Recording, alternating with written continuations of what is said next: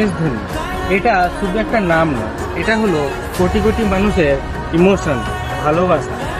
মা বাবার পরে যদি কাউকে আইডল হিসাবে মেনে থাকি সেটা হলে তুমি, MS ধোনি।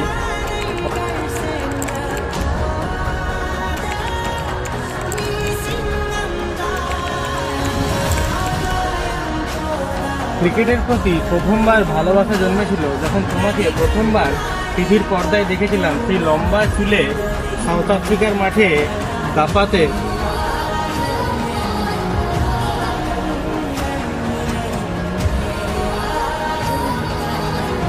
সেই সময় তোমাকে প্রথম দেখেছিলাম T20 বিশ্বকাপে ভারতকে লিড করতে, আর সেখানে আমরা জিতে এসেছিলাম।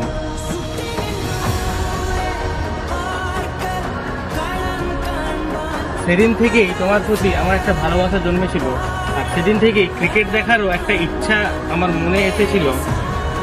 তারপর থেকে আজ অবধি মানে যতদিন খেলা দেখছি তোমার প্রতি ভালোবাসা একদিনও কমেনি, বরং আরও বেড়ে চলেছে। এবং সেটা আমি যতদিন বেঁচে থাকবো ততদিন তোমার প্রতি ভালোবাসা কখনোই শেষ হবে না, বরং আরও বেড়েই যাবে।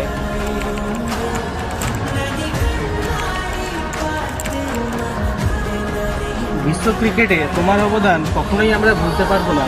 যেভাবে 2007-এ T20 বিশ্বকাপ, 2011-তে ICC বিশ্বকাপ, আর 2013-তে চ্যাম্পিয়ন্স ট্রফি আমরা জিতেছিলাম। মানে এটা সবাই পারে না, শুধু তুমিই পারো মাহি। তো তোমাকে দেখলেই একটা খেলার প্রতি আলাদাই একটা ভালোবাসা জন্মে ওঠে। তো এই ভালোবাসাটা আমি কোনোদিনও শেষ হতে দিতে চাই না।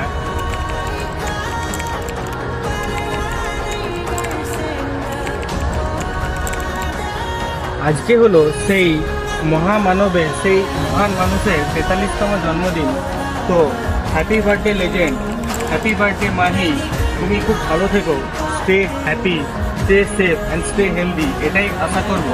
তো তুমি ইন্ডিয়ান ক্রিকেট থেকে খেলা ছেড়ে দিয়েছো জানি, কিন্তু IPL যতদিন চাও খেলা চালিয়ে যাও। আমরা তোমার খেলা এখনো অনেকটা এনজয় করতে চাই।